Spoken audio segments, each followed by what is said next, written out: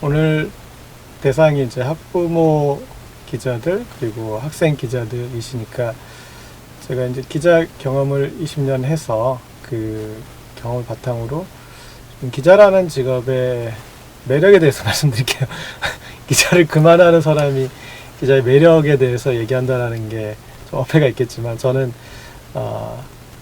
기자를 사실 제가 평생 하게 될 줄 알았어요. 그리고 평생 하고 싶었고 근데 더 하고 싶은 일, 또 더 재밌는 일, 그리고 이제 남은 제 여생과 그다음에 제가 나이를 먹어가는데 더 잘할 수 있는 일이다 생각해서 이제 좀 다른 일을 시작하는데, 그럼에도 불구하고 뭐 제가 이제 뒤에 미련을 두지 않지만 기자라는 직업이 되게 저는 매력이 있다고 생각하거든요.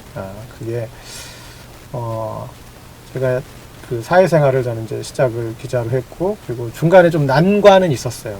어떤 난관이냐면 저희가 시사저널에 있을 때인데 거기에서 저희가 이렇게 이제 기사를 쓰고 데스크가 판단해서 편집을 다 마치고 인쇄소에 넘겼던 기사를 사장이 갑자기 기자들에게 얘기도 않고 빼내버린 거죠. 그래서 이건 완벽한 편집권 침해다. 우리가 가만히 있을 수 없다. 그랬더니 사장은 이 편집권 나한테 있는 거고 내가 뺄 수 있는 거야 라고 이렇게 주장을 해서 우리가 강력하게 항의를 했고, 그 항의가 받아들여지지 않아서 한 저희가 6개월 정도 파업을 하면서까지 끝끝내 개겼죠. 반대했죠. 그러다가 결국 회사가 우리의 어떤 주장을 받아들이지 않아서 그럼 좋다, 우리는 결별하겠다, 우리는 따로 나가서 만들겠다 해서 이제 시사인을 창간했었죠. 이게 창간을 해서 근데 이제 언론사를 새로 창간하기에 우리나라 대한민국 조건이 좋지는 않습니다. 그리고 뭐 광고 시장도 좋지 않고, 그리고 그런 이제 옛날 지면 매체, 흔히 말하는 레거시 매체에 대한 어떤 니즈도 없고, 그래서 다 동영상으로 가고 있잖아요. 다 SNS로 가고 있고, 다 팟캐스트로 가고 있고, 그런데 우리가 어떤 시대와 역행하는 그런 일을 했음에도 불구하고 많은 분들이 호응을 해줬고, 그래서 다시 이제 시사주간지 정상까지 올라갔는데, 그 직업이 저를 많이 성장시켰어요. 그러니까 우리가 작가분들이 어떻게 보면 우리 인간으로서의 본질적인 고뇌를 더 하잖아요, 우리보다. 우리는 그 생각까지 들어가려다가 그 입구에서 이거 생각은 골치 아플까, 이거 내가 이거까지 생각해야 돼 하면서 도망갈 때, 작가분들이 그 심연으로 들어가서 인간의 어떤 그 본질적인 고뇌나 어떤 그런 걸 들어가서 했기 때문에 우리는 작가로서 인정을 하고 그 사람 작품을 보는 거잖아요. 마찬가지로 저널리즘의 영역도 이거 우리 사회 어떤 이거 문제 아닐까? 이거 제대로 되고 있는 건가? 이렇게. 그런데 그거를 제대로 하나하나 따져보려면 내가 피곤한 과정을 거쳐야 되잖아요. 그런데 그 역할을 하는 사람들이 바로 저널리스트고, 그래서 우리 사회의 어떤 문제를 더 깊이 들여다보고 더 분석하고 또 더 적극적으로 해석해 보려고 하는, 그게 직업인 거죠.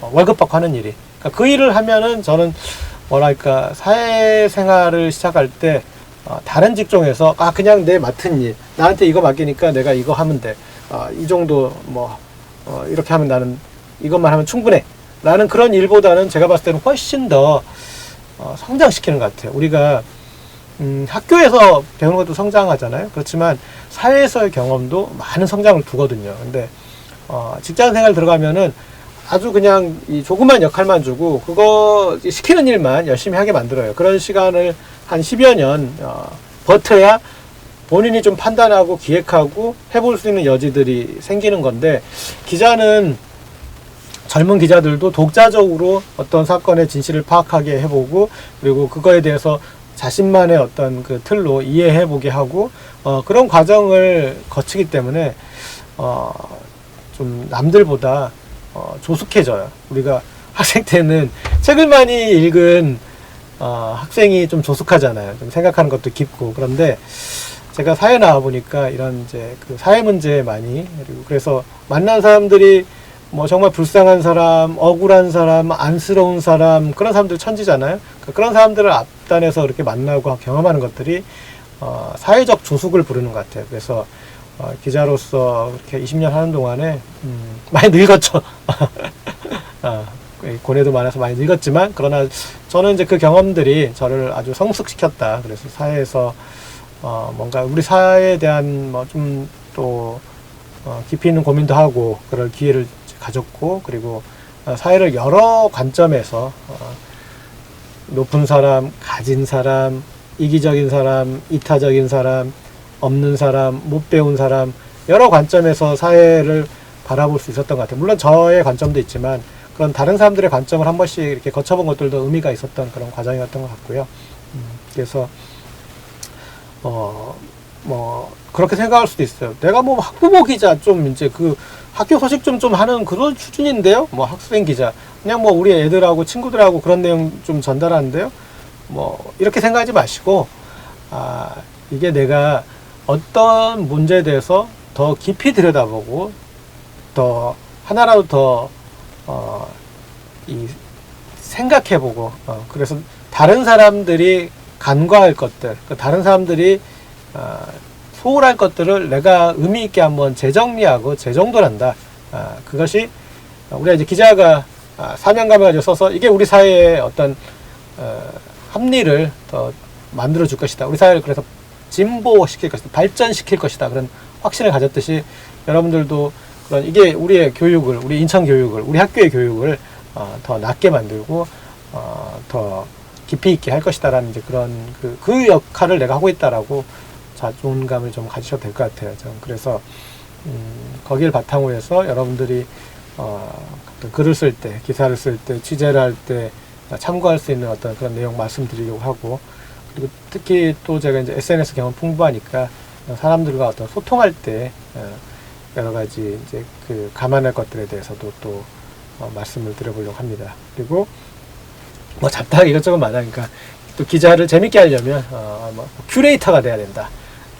큐레이터의 관점에서 또 한번 생각을 해야 된다. 그런 내용도 얘기하려고 그러고, 또 뭐 우리가 뭐 노벨 문학상 받을 건 아니지만 그래도 이왕 나의 이름으로 이 기사가 나가니 좋은 글을 쓰기 위해서, 좋은 어떤 그걸 하기 위해서 어떻게 쓸 것인가, 그거를 세계적인 작가들이 전하는 글쓰기 조언들을 끌어와가지고 또 이야기도 해보려고 합니다. 그러니까 이런 여러 가지 것들로 하고, 또 이제 기사와 또 비슷한 이제 어떤 그 보도자료나 그런 것들 또 어떻게 쓰는지, 그 다음에 또 여기서 좀 더 나가가지고 요즘 시대에 한방에 훅 가는 시대에 어떻게 이 위기 관리를 하고 거기에 대해서 어떤 커뮤니케이션을 할 것인가, 그것에 대해서도 얘기해보는 시간을 가지려고 합니다. 약간은 좀 딱딱한 얘기일 수도 있고 조금은 지루한 얘기일 수도 있겠지만 한번 재밌게 들어주시면 오늘 의미 있는 어떤 그런 시간 가질 수 있을 것 같습니다. 자, 그럼 계속 이어나가도록 하겠습니다. 안녕하십니까. 재미로 재미연구소장 고재열입니다. 저는 기자를 20년 하고, 그리고 지금은 이제 이 재미로 재미를 기획한 사람이 되었습니다. 뭐 여행을 기획하는 이제 그런 일을 하고 있는데요. 제가 기자 생활을 20년 하는데 10년 정도는 기자일 뿐만이 아니라 블로그, 트위터, 페이스북, 인스타그램, 뭐 유튜브까지 그런 흔히 말하는 소셜 네트워크 서비스를 열심히 했습니다. 그러니까 뭐 이 두 가지 특성이 있어요. 그러니까 우리가 흔히 제도권이라고 할 수 있죠. 미디어에서 20년이 있었고, 그 중에 10년은 또 비제도권이라고 할 수 있는 소셜 네트워크 서비스에 그렇게 있었는데, 어떻게 보면 사람들이 저를 이제 고재열 기자로 기억하는 사람들이 있고, 또 블로그 독설닷컴, 페이스북에 뭐 독설닷컴이라는 이제 닉네임으로 기억하는 사람들이 있을 텐데, 제 생각에는 좀 후자 쪽이 더 많은 것 같아요. 그래서 오늘 이 제 강의를 듣는 분들이 학부모, 그리고 또 학생, 학부모 기자, 학생 기자분들이 많다고 그래서 이분들에게 어떻게 보면 기자 수업 그런 걸 한다면, 제가 봤을 때는 기자로서의 경험도 중요하지만 제가 이 소셜 네트워크 서비스에서 사람들과 소통했던 경험, 그게 더 중요하지 않을까 싶어요. 그래서 저는 이제 그 내용들을 더 중점적으로 얘기하려고 그래요. 이게 좀 어떻게 차이가 나냐면, 우리가 중국 식당인데 거기에 한식 요리사를 부르면 안 되잖아요. 또 일식당인데 중식 요리사를 부르면 안 되고, 그러니까 어떤 그 매체의 특성에 따라서 그 안에 담기는 소프트웨어들도 달라지는 거거든요. 그런데 제가 봤을 때는 뭐 이 강의를 듣는 분들이 인천시 교육청의 공무원들이다 그랬을 때도 적당한 방식이 있고, 또 선생님들이다 했을 때도 적당한 방식이 있는데, 또 이제 학부모 기자나 학생 기자가 주축이다 했을 때는 저는 이제 소셜 네트워크 서비스의 경험이 훨씬 더 중요하지 않을까 싶습니다. 왜냐하면 그 소셜 네트워크 서비스의 핵심은 소통이거든요. 소통. 그래서 제가 그 10여 년 동안 그 소통을 한 경험을 가지고 있기 때문에, 그리고 꼭 소통을 양으로 하는 건 아니지만 제가 그 소통의 스코어가 상당히 괜찮아요. 한번 제가 보겠습니다. 제 블로그가 재미로 재미연구소라는 그런 타이틀로 있는데요. 예전에 이제 독설닷컴이었습니다. 그런데 지금 좀 제가 하는 일을 바꾸면서 블로그 이름 바꿔봤는데, 여기에 보면은 그 블로그 방문자가 2,600만 명 정도 되네요. 예, 그 정도로 방문자가 많죠. 예. 그리고 제 트위터를 보면은 제 팔로우가 이제 26만 4천 명 정도. 이것도 많죠.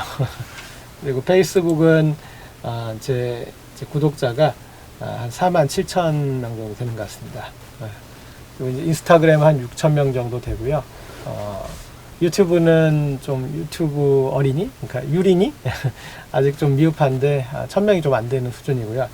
이렇게 저는 좀 다양한 그런 소셜 네트워크 서비스를 활용하고 있습니다. 그래서 이 다양한 경험들을 바탕으로 인터넷이란 공간에서 저는 정말 적극적으로 소통을 했거든요. 지난 10년 동안. 그래서 그 단지 뭐 소통만 한 게 아니라 그분들하고 여러 가지 프로젝트들을 했어요. 그러니까 어떻게 보면은 소셜 디자이너 역할까지 한 거죠. 그렇게 적극적으로 이렇게 활용을 했는데, 어쨌든 그런 다양한, 그리고 깊은, 그리고 풍부한 소통을 중심으로 오늘은 여러분들이 학부모 기자 그리고 학생 기자 입장에서 어떻게 컨텐츠를 생산할 것인가 라고 얘기를 해보도록 하겠습니다. 제가 이제 맨 처음에 키워드를 앞으로 이런 시대에 글을 쓰는 이런 이제 미디어 행위를 하는 사람한테 중요한 핵심은 세 가지겠구나. 그래서 매체 특성에 맞게 해야 되고, 그리고 기자 개인의 자기 색깔에 맞게, 그리고 또 변화한 시대에 맞게, 이런 얘기를 하는 사람만이 이제 사람들한테 좀 주목을 받지 않을까, 그런 생각을 해봤습니다. 매체들이 너무나 다양해지고 있거든요. 그리고 사람들은 자기 자신한테 딱 맞는 미디어에 집중하고 있어요. 그러니까 여기는 정말 나를 대변해 준다. 여기는 정말 나를 이해한다. 그렇게 보이는 곳이 있으면 그게 유튜버든 뭐 기존 방송사든 보수든 진보든 그런 거 전혀 상관없이 자기에게 이렇게 맞는 그런 이 미디어를 찾고 있어요. 그러니까 좀 더 자기 색깔을 갖는 게 지금 시대에는 좀 중요한 것 같고, 그리고 또 이 기자 개인 성향도 중요한 것 같습니다. 그러니까 분명하게 자기 자신을 드러낼 필요가 있는 것 같아요. 굳이 감추거나 그런 게 아니라 나는 이런 사람인데 그렇기 때문에 나는 이런 사람의 관점으로 본다. 내가 뭐 이를테면은 나는 우리 집안이 좀 보수적이다. 그리고 나도 그렇게 교육을 받았다. 그래서 나는 이런 관점으로 이렇게 세상을 본다. 라고 정확하게 자신의 관점을 얘기하고 보는 게 더 지금 시대에 이제 중요한 그런 시대가 됐고요. 그다음에 좀 변화할 시대에 맞게 세상의 변화가 아주 뜨겁습니다. 그런데 예전에 뭐 이랬으니 저랬으니 이제 이래야 된다 저래야 된다 그렇게 고루하게 우리가 흔히 말하는 꼰대처럼 해서는 이제 사람들한테 외면받겠죠. 그래서 좀 변한 시대에 맞아야 되는데, 그래서 지금 시대의 컨텐츠를 고민하시는 분이라면 매체 특성에 맞게 1, 2, 그 다음에 기자 개인의 성향에 맞게, 그리고 3, 변한 시대에 맞게 그런 얘기를 해야 된다는 것입니다.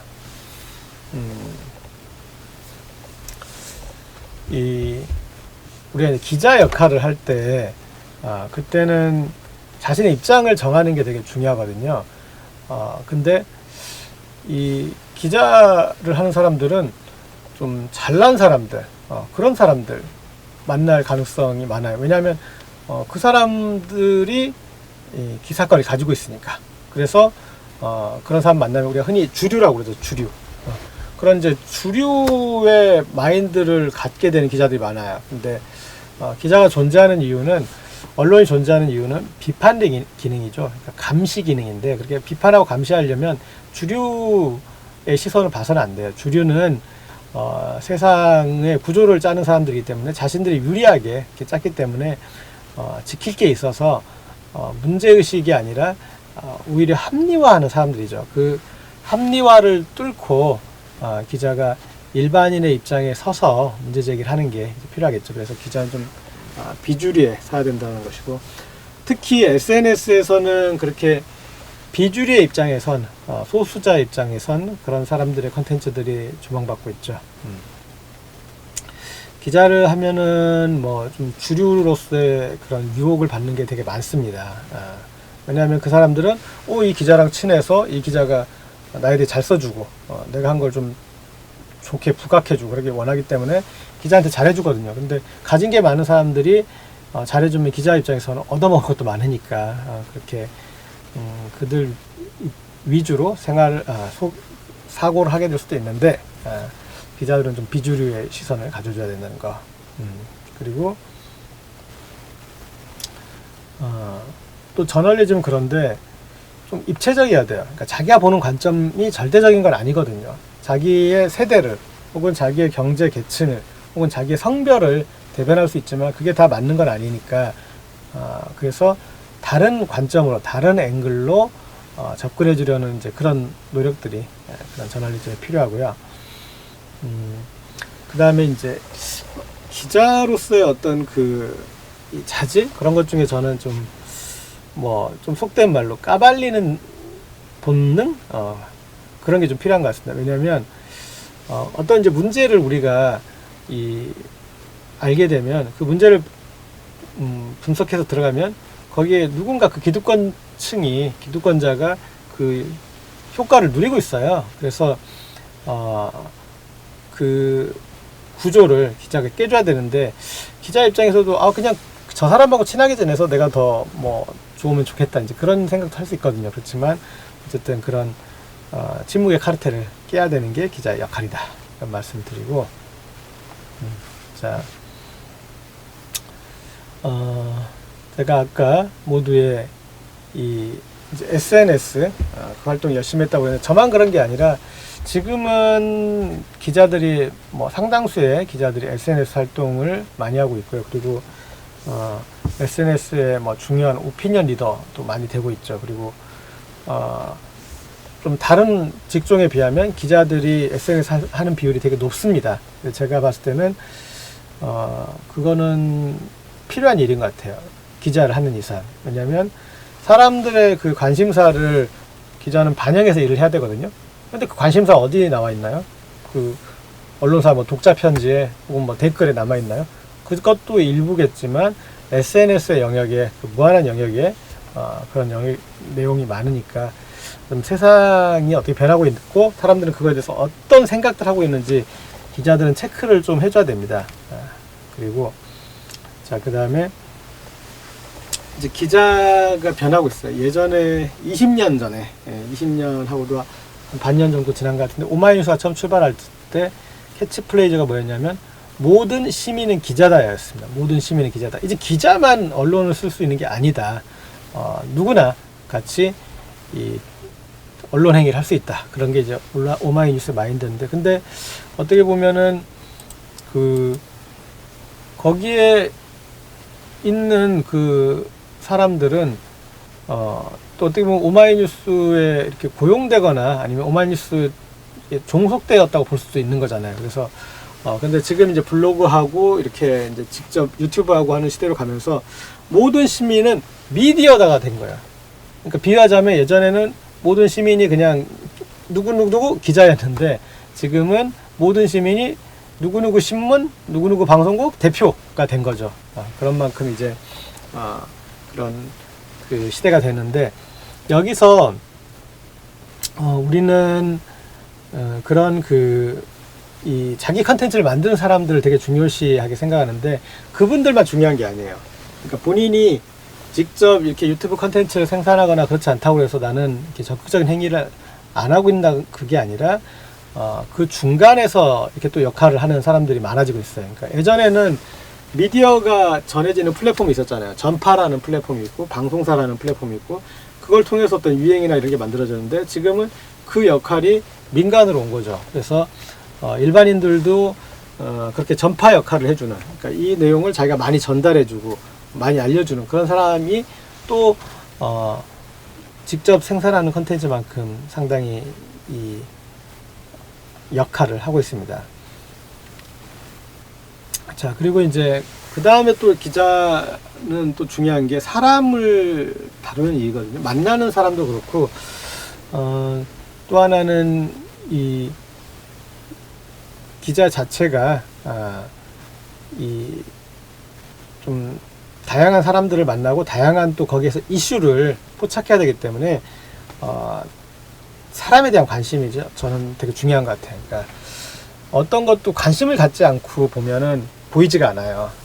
그런데 이제 관심을 가지고 갔을 때 보이는데 기자는 그런 사람에 대한 관심의 고삐를 놓지 않아야 되는 그런 사람인 것 같습니다. 자, 이제 본격적으로 매체가 변화하고 있는 부분들 한번 좀 짚어보도록 하겠습니다.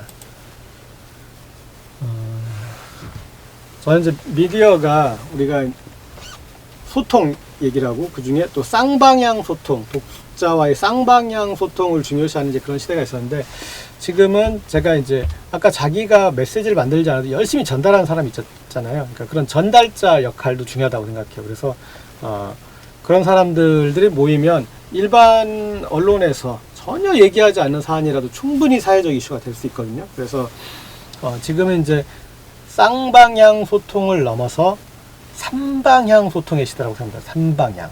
생산과 유통과 소비가 다양하게 이제 되고 있다 할 수 있고요. 그 다음에 이제 우리가 이제 기존의 미디어에 작성하면 권위가 부여됐잖아요. 그래서 사람들이 이제 잘 믿었는데 인터넷에서 돌아다니면 그냥 뭐 뜬 소문인 것 같고 뭐 전혀 뭐 그렇지 않은 그런 소통인 것 같잖아요. 그래서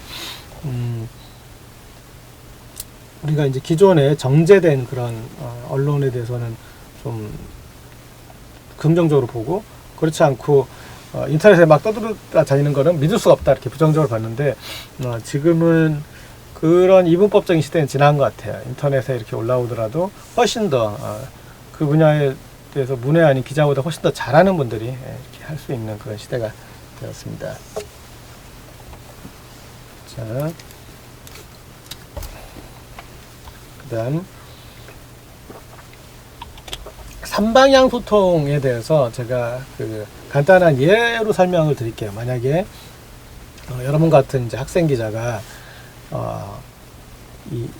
이제 트위터나 페이스북, SNS에 글을 하나 올렸어요. 그림, 사진 하나, 설명, 이제 이런 설명이 달았겠죠. 뭐냐면, 뭐, 응급차, 구급차, 소방차, 뭐, 군용집차, 뭐, 이런 그런 관용차들이 연쇄 추돌 사고를 일으켰어요. 그러면은, 와, 이거 재밌다. 그러면서, 이거 진짜 설정 아니야? 그러면서, 구급차, 뭐, 또 경찰차, 이런 것들이 이렇게 같이 부딪혀 있는 사진을 SNS에 올렸다고 했을 때 그 사진에 대해서 사람들이 이거 재밌다, 이거 여러분들 표현으로 대박, 헐 그러면서 그걸 이렇게 보냈다고 해보세요. 그리고 다른 사람들이 이거 재밌네 하고 보내는 이제 그걸 또 공유하는데 그 중에 아주 유명한 SNS에서 상당히 유명한 사람이 재밌다고 올리면 엄청나게 퍼지겠죠. 그렇게 지금 그래서 쌍방향이 아니라 삼방향 소통의 시대가 열렸고 그리고 그 와중에 누구라도 어떤 여론 주도자가 될 수 있는 그런 조건이 형성되었습니다. 그래서 이전에는 이제 오마이뉴스가 모든 시민은 기자다라고 그랬지만 그때 오마이뉴스도 편집권은 오마이뉴스에 있기 때문에 오마이뉴스가 선택한 것들을 우리가 이제 전달할 수 있었던 이제 그런 거였는데 지금은 이제 모든 시민이 미디어다라는 게 돼서 본인이 전달하고 싶은 거를 본인이 전달하고 싶은 방식으로 본인이 전달하고 싶은 때에 전달하는 그런 시대가 되었습니다. 그러면서 이제 나타나는 게 제가 봤을 때 이제 이슈의 패자부활전이라고 봐요. 이슈의 패자부활전이 뭐냐면 기존의 언론에서는 이렇게 A라고만 조명하는데 여기에 대해서 시민들이 블로그나 댓글로 그건 A가 아니라 B다 라고 얘기했을 때 단지 A는 이 전통에 있고 전통 레거시 미디어에 있고 B는 그냥 일반인들의 어떤 그 네티즌에서 하는 얘기다. 그래서 A는 신뢰할 수 있고 B는 신뢰할 수 없다가 전혀 아닌 시대가 됐습니다. 사람들은 이제 누구나 그 소식을 전할 수 있는 미디어 사주가 됐고, 그리고 그 안에서 어떤 사람이 얘기하더라도 그 사람의 어떤 백그라운드가 중요한 게 아니라 그 사람이 한 얘기가 중요한 얘기다 그러면은 이슈의 패자부활전이 일어나는 시대가 되었습니다. 자, 그러면 이제 취재 얘기로 좀 넘어가겠습니다. 여러분들이 자, 물 한 모금 마시고 직접 뭔가를 취재하겠다, 취재를 가야겠다, 그런 생각을 이제 가졌다면 나갈 때 뭘 우리가 기본적으로 생각을 해야 될까? 가장 기본적으로 해야 될 것들을 제가 한번 정리해 봤습니다. 일단은 하늘 아래 새로운 건 없다라는 거 아셔야 돼요. 하늘 아래 새로운 건 없으니까. 그래서 기존에 이거에 대해서 기사나 어떤 이 작업이 어떻게 되어 있는지 그 기존 걸 한번 봐야 돼요. 그래서 기존의 내용을 한번 확인하고, 그러면은 기존에 여기까지는 이미 다 취재를 해갔구나. 그러면 내가 그 다음을 그보다 더 가치 있는 거, 그보다 더 의미 있는 거, 그리고 최근의 변화, 이걸 한번 담아보겠다라는 생각을 해야 되고요. 그리고 뉴스는 새로운 것이잖아요. 새로운 것 말 그대로. 그래서 새로운 것을 어떤 발견하려고 하는 노력, 어떤 사안에 대해서 우리가 파악하고 뭐 취재를 한다 그렇게 다가갔을 때 뭘 해야 될지 잘 모르잖아요. 어떤 일을 지금 내가 해야 되는 거지? 난 취재인데, 그때는 거기에서 이제 벌어지는 일 중에 본인이 봤을 때 새로운 일을 해야 되고, 그리고 어떤 어딜 취재 갈 때 사실은 이제 전체적으로 뭘 쓰겠다라는 그런 기획이 있을 때가 있어요. 근데 그때 본인이 처음에 기획했던 게 있더라도 이럴 것이다 저럴 것이다 예상했던 거죠. 근데 현재 가서 이렇게 상황이 달라지고 날씨가 달라지고 오늘 사람들의 태도가 달라졌다 할 때는 과감하게 변화를 줄 필요가 있습니다. 그래서 지금 여기서 현장에서 내가 재밌다고 생각하는 것들, 그거를 제대로 전달해 주는 게 다른 사람들한테도 의미가 있습니다.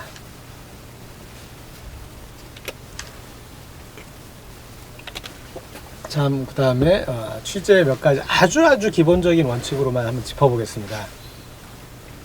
일단은 취재를 하시던 분들이, 그러니까 기자 훈련을 경험하지 않은 분들이 좀 우를 범하는 게, 어떤 상황에 대해서 그 상황을 정리한 최초의 보고서를 소스를 보려고 하지 않고 누가 이제 이걸 보니까 이러네요 저러네요 라고 누가 재해석한 그 한두 문장만 이렇게 보는 경우가 있어요. 근데 기자들은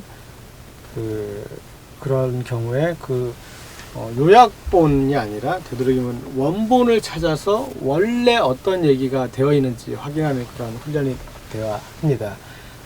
그리고 또 중요한 거는 거긴 내가 잘 알아, 거긴 뭐 안 가봐도 비디오야, 그런 데가 있을 수 있어요. 그렇지만 현장에 가야 된다는 것, 현장에 가서 직접 이렇게 의심하고 이렇게 확인을 해서 어떤 정보를 확인해야 된다는 것, 이런 걸 염두에 둬서 이제 저녁 때 쓸 수 있게 거기에 대해서 미리 얘기를 해두는 거죠. 그러니까 현장에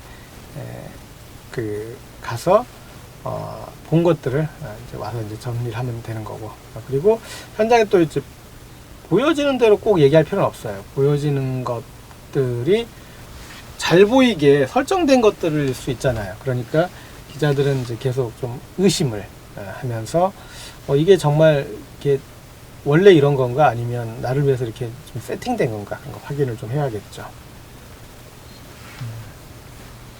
자, 그 다음에 취재를 가면 누구를 만나요? 사람을 만납니다.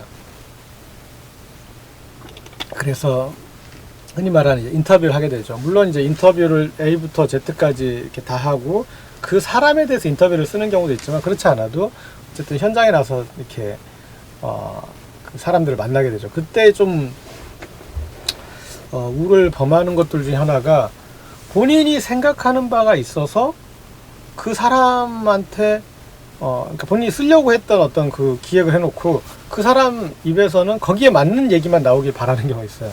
이렇게 그런 얘기 안 나오면 뭐 유도하기도 하고. 근데 그 내가 예상한 거를 그대로 현장에서 확인하는 게 중요한 건 아니거든요. 저널리즘의 영역이 아니에요. 저널리즘은 그걸 예측을 해서 대비를 하더라도 실제 벌어진 일로부터 이제 어떤 그 새로운 진실을 이제 깨달아야 되는데, 그래서 현장에 대해서는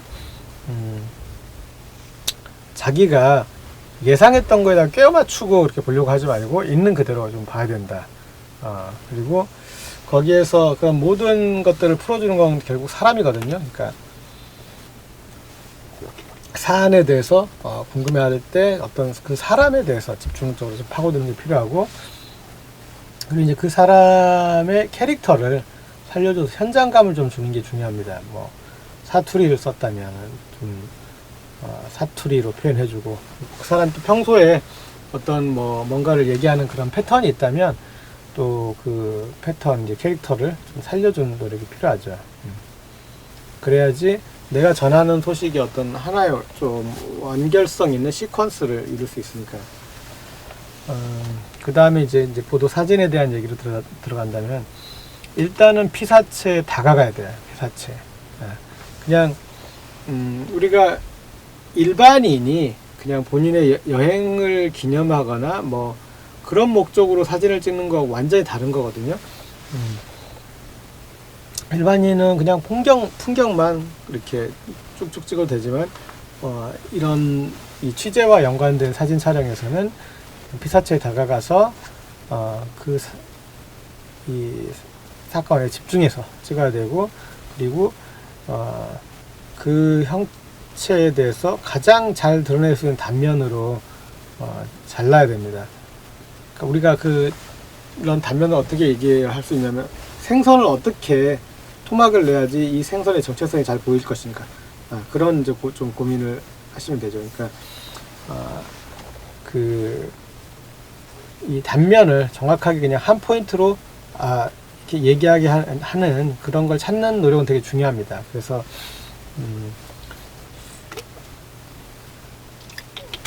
그 부분들을 현장에 가서 많이 염두에 둬야 합니다.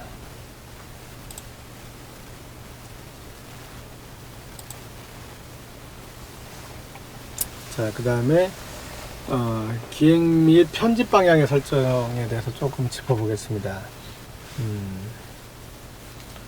일단 기획안은 절대적일 수 없어요.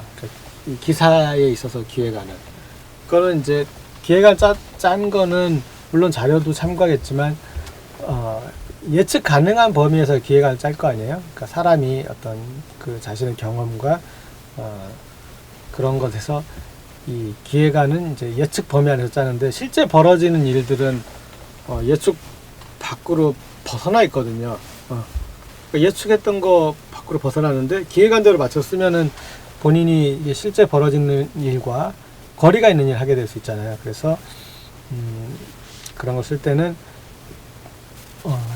선택과 집중을 해서 가장 그 현재 이슈가 되는 그 부분에 대해서 관점을 맞춰야죠. 여기에서 뭐 이 얘기 저 얘기 이렇게 뭐 그럴듯한 얘기 이렇게 다른 얘기 하는 게 아니라 맞춰야 되는데, 제가 이제 이와 관련해서 4T의 원칙을 지키라고 한번 정립해 놓은 게 있어요. 4T 한번 읽어보겠습니다. 바로 이때 타임, 바로 이 얘기를 theme, THEME, 그 다음에 바로 이 방식으로 new 테크닉, 그리고 바로 이 사람들에게 이렇게 가서 얘기를 하라, 이렇게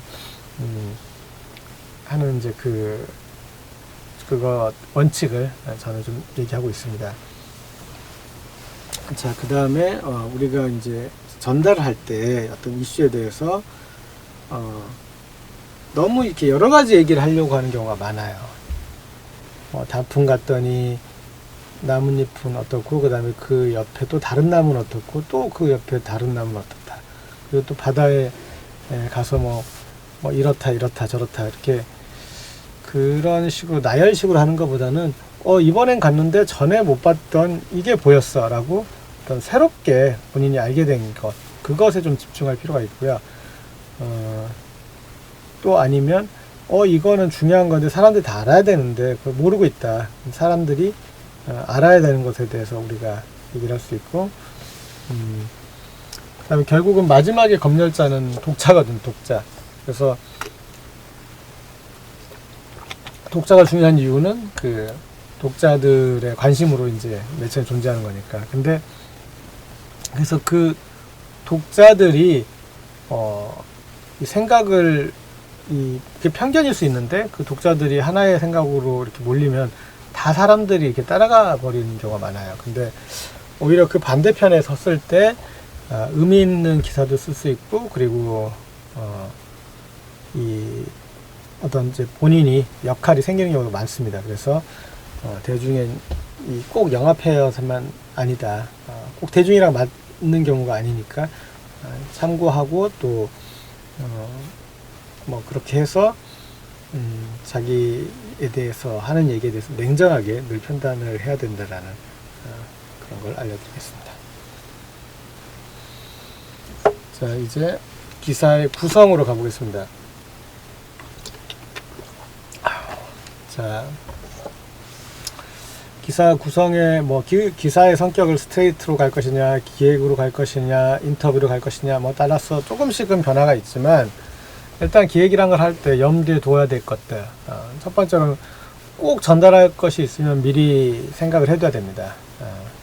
또 메모도 좀 해둘 필요가 있고, 그러니까 꼭 전달해야 될 것에 대해서는 늘 머릿속에 넣어놓고 가야 되고, 그 다음에 기사를 전달할 때는 뭐 한 문장 한 문장이 중요한 건 아니거든요. 한 문장 한 문장이 다 모여서 기사가 되지만, 어떤 맥락에서 이런 일이 벌어졌는지 그 맥락적 이해를 할 수 있게 설득하는 게 되게 중요하거든요. 그러니까 그것을 먼저 이렇게 전하는 사람이 자기가 맥락을 가지고 만들어야겠죠. 그래서 그 부분이 중요하고, 그 다음에 그 내용 중에서는 가장 잘 맞는 부분이 있습니다. 그런 부분들을 먼저 얘기하고, 사람들이 관심 안 가는 부분 좀 나중에 따로 얘기도 되거든요. 그냥 너무 주구장창 그렇게만 본다면 그런 부분이 있으니까. 예, 그리고 기사를 작성할 때 사람들한테 어떤 식으로 얘기를 해줘야 사람들이 잘 알아듣냐면, 지금 내가 이 사람에게 동영상을 못 보여주니 이 벌어진 사건에 대해서 어떤 그림을 그려줄 수가 없다. 그래서 좀 본인이 머릿속으로 그림을 그리듯이 어떤 사안을 얘기하는 게 기사에서는 다른 사람들과 같이 이제 재밌게 볼 수 있는 방법이고, 또 그 기사를 쓰거나 그럴 때 뭐랄까 자기 링이라고 해야 될까요? 그러니까 자기가 잘 알고 있는 분야, 자기가 재밌게 하고 있는 분야, 그걸로 끌고 와가지고 그 기사를 작성하는 게 서로 관심을 많이 갖는 게 낫죠. 네. 그리고 뭐 당연한 얘기겠지만 여기에서 이제 구체적인 사실 하나하나를 잘 활용해야 되고요. 자, 다음에 이제 보도자료 작성법으로 조금 넘어가 보겠습니다. 넘어가기 전에 조금 뭐 기자들 얘기를 하자면, 이제 여러분들 좀 참고할 수 있게, 사실은 기자 일이라는 게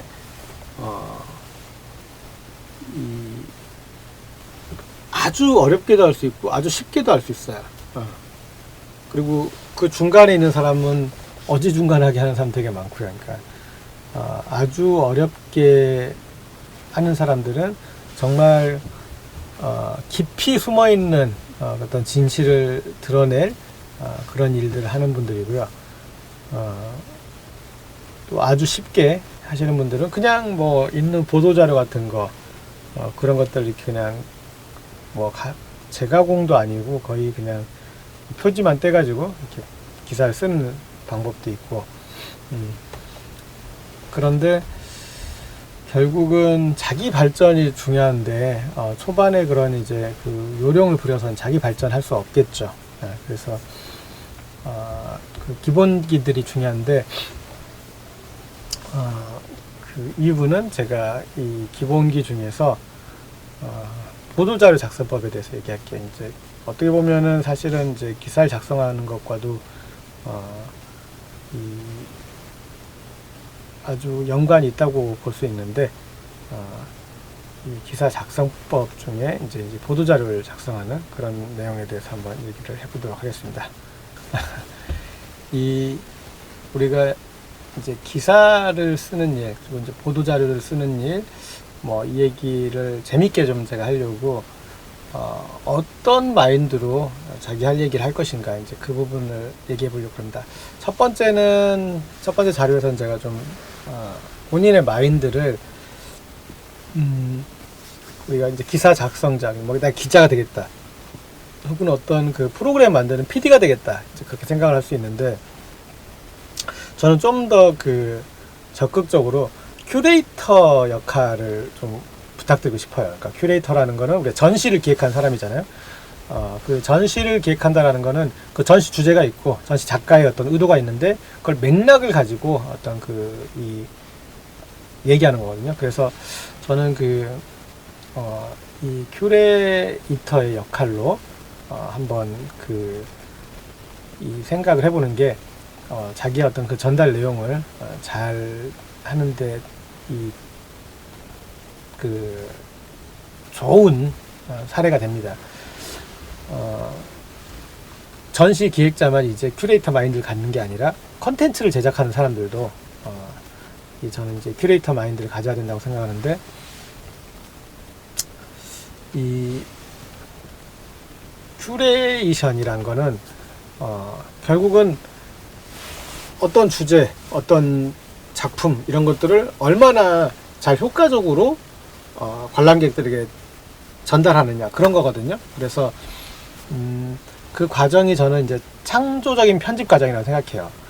지금은 세상은 너무나 정보가 많은 시대이기 때문에 어떤 것들이 다 세상에 여기저기 이렇게 깔려 있어요. 그러니까 그 깔려 있는 것들 중에 어떻게 우리가 이 의미 있게 전달하냐가 너무나 중요한데, 저는 그 과정을 창조적인 편집 과정이라고 생각합니다. 창조적 편집. 그런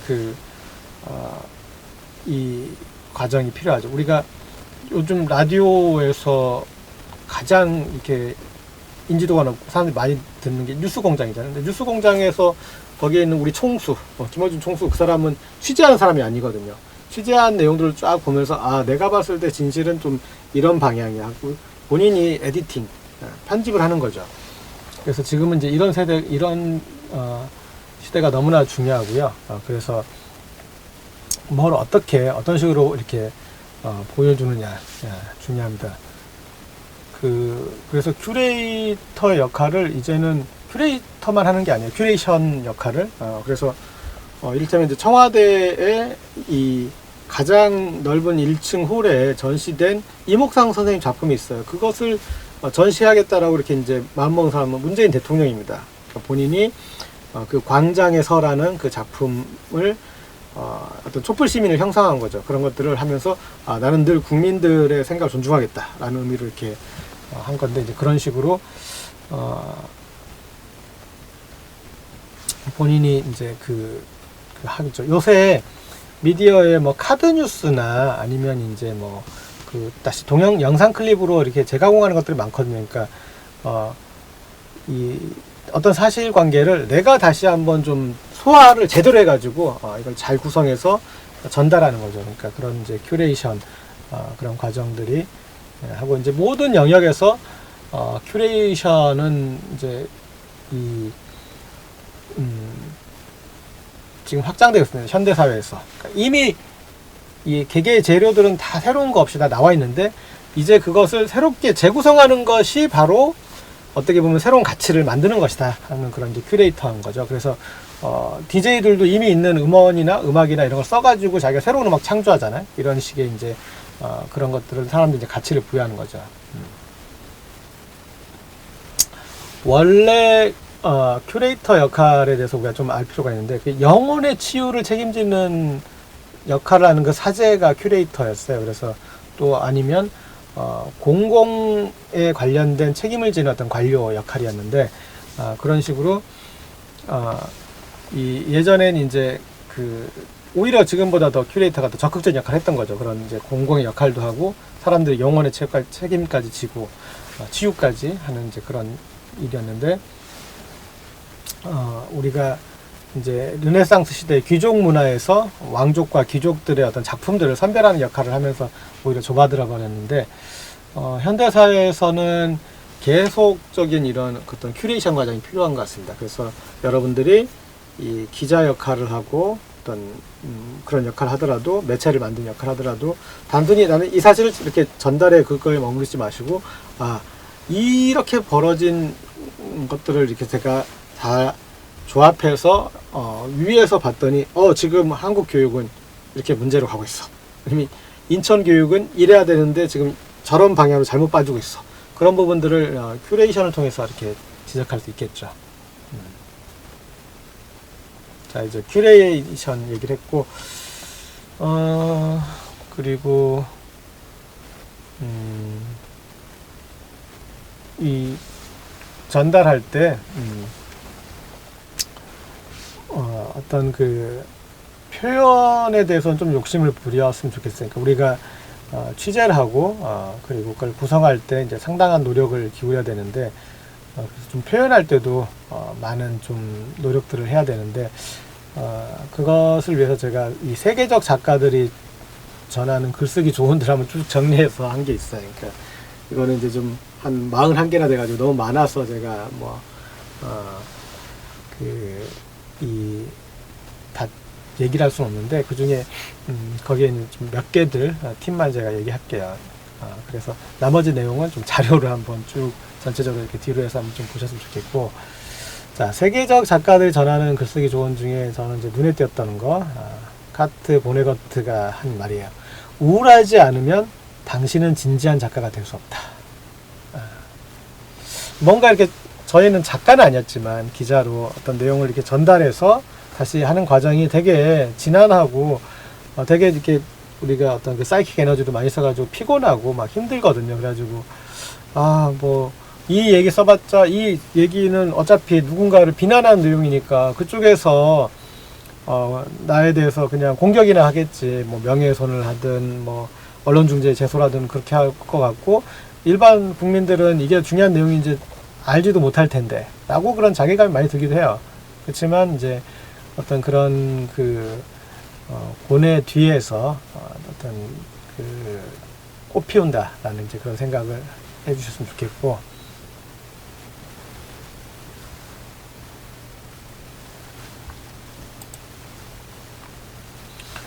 자,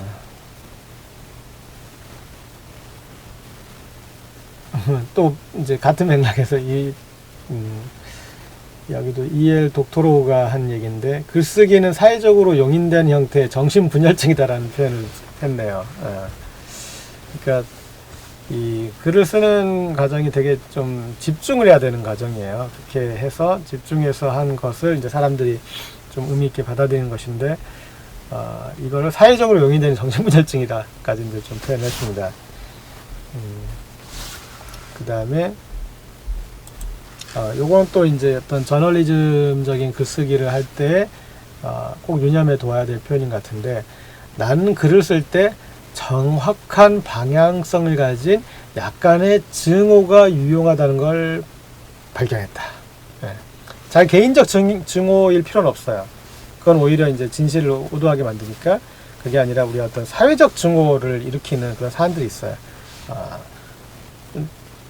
보통 사람들은 아니 뭐 그러거나 말거나 나 사는 거 지장 없는데 라고 이렇게 지나쳐 버릴 수도 있지만, 그것에 대해서 우리 사회의 발전, 우리 사회의 어떤 건전한 어떤 그 사회를 위한 방향성을 정확하게 갖는 토대 안에서 생기는 이런 약간의 증오, 이게 이제 글쓰기에는 되게 유용합니다.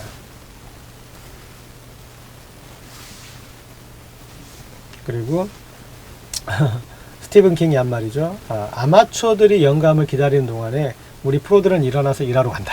예. 그러니까 뭔가 본인이 취재하고 그런 역할을 하는 사람이면 부지런히 한번 이렇게 컨택을 해봐야 돼요. 연락을 해보고 자료도 보고 돌아보고 물어도 보고 그러는 와중에 어떤 그 본인만이 얘기할 수 있는 어떤 그런 내용들이 나오겠죠.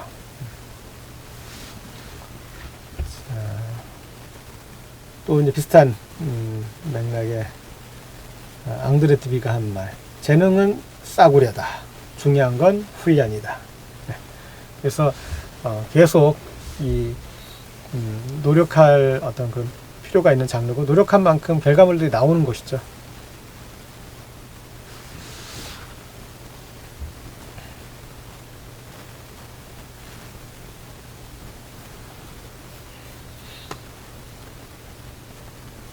요것도 또 유용한 팁인 것 같습니다. 제이디 스미스가 한 말인데 썼을 때와 그걸 고칠 때 사이에 시간 간격을 두어라. 네. 시간 간격을 두면은 정말 나중에 다시 보면 부끄러울 정도로 내가 이렇게 못 썼던가 하는 그 보일 정도로 그런 게 보여요. 그래서 물론 이제 자기 자신에 대해서 너무나 냉정한 비평가이면은 그게 또 이제 글쓰기를 막는 경우가 있지만 어쨌든 좀 잠깐 화장실에도 갔다 와서 다시 한번 보고 이렇게 고치면 글이 훨씬 좋아집니다.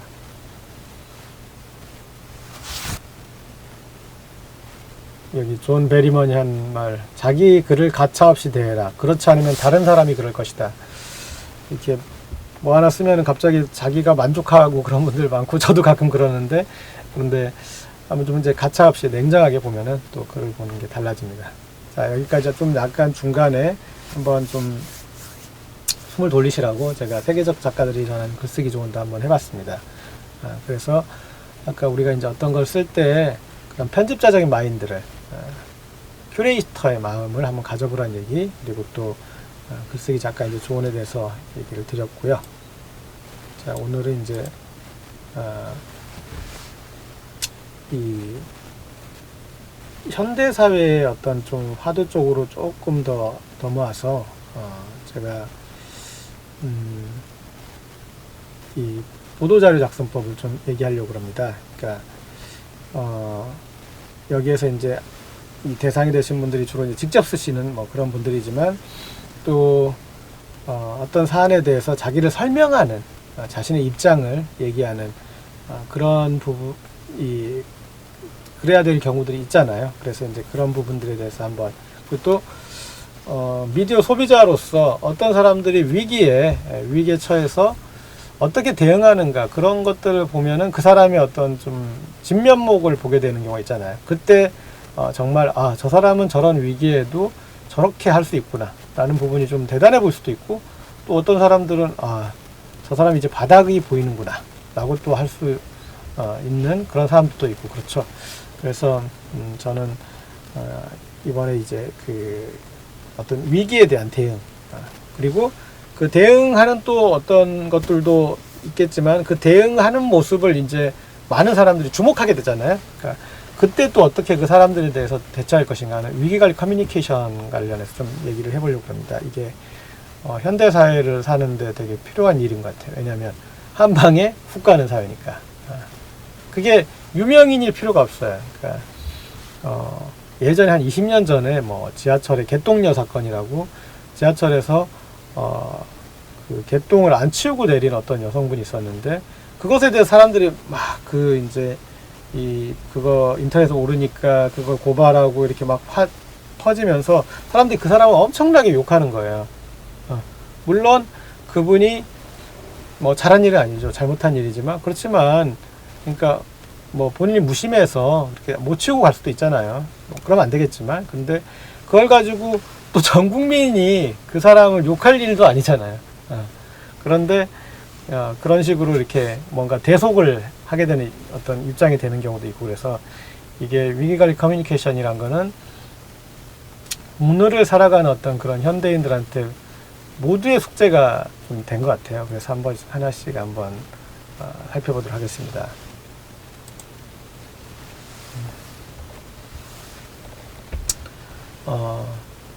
위기관리 커뮤니케이션을 간단히 말로 설명하면 그런 거죠.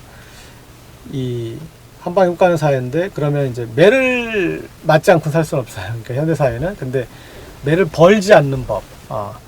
그 요새 이제 이 그런 상황에 대처하시면서 딱 보면 매를 그냥 몇 대 맞고 끝나면 될 일을 본인이 매를 막 더 벌어가지고 그렇게 맞으면서 완전 낙다운 되시는 분들이 계시잖아요. 그래서 매를 벌지 않는 법에 대해서 우리가 좀 생각을 해봐야 될 것 같습니다.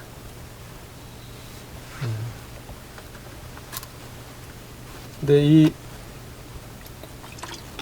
위기관리 커뮤니케이션은 완전 원칙이 있는 건 아니에요. 그때그때 상황에 따라서 또 사람들의 반응에 따라서 또 시대의 어떤 그 흐름에 따라서 이제 바뀌는데, 그래도 어쨌든 이 어느 정도 어떤 원칙은 가지고 있어야 된다는 거.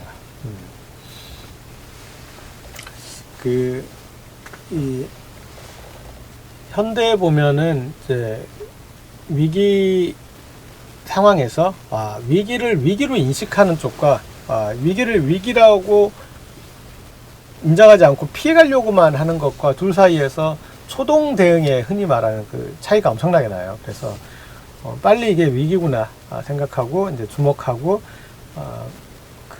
하면 되는데, 이게 위기가 아닐 거야라고 그냥 타조가 머리를 땅에 묻듯이 그렇게 하다 보면 어느새 대처할 흔히 말하는 골든타임을 놓치게 되죠. 그리고 어떤 이제 사람들 문제제기가 왔을 때 사람들은, 당사자는 어떤 생각하냐면 나는 뭐 이 정도 잘못밖에 안 했는데, 나만 그런 게 아니라 사람들 다 그러잖아. 그러니까 내가 뭐 잘했다는 건 아니야. 하지만 다 그래야 무슨 문제가 있어. 예전에 박찬주 전 육군 대장 출신의 사람의 어떤 그 공감병 갑질이 문제가 됐을 때 그 전형적인 사례인데, 박찬주 전 대장은 내가 대장이야. 대한민국 군인 중에 정말 한 10명도 안 되는 그런 대장이고, 그런 사람이 그럼 내가 직접 해야겠어? 그거 방범병이 다 해줘야지. 라고 이제 본인 위주로 이렇게 생각을 하고, 그 다음에 내가 얼마나 내 주변 사람들에 비하면 나는 약과야. 라는 이제 그런 생각도 하셨겠죠. 그렇지만, 이제 이 사건을 접하는 사람들은 그러면 그 공감병이 당했던 일에 대해서 어떻게 보냐면, 맞아. 나도 회사에서 당했어. 나도 어디 당했어. 나도 교수님한테 당했어. 그러니까 그런 식으로 공감을 하게 되죠.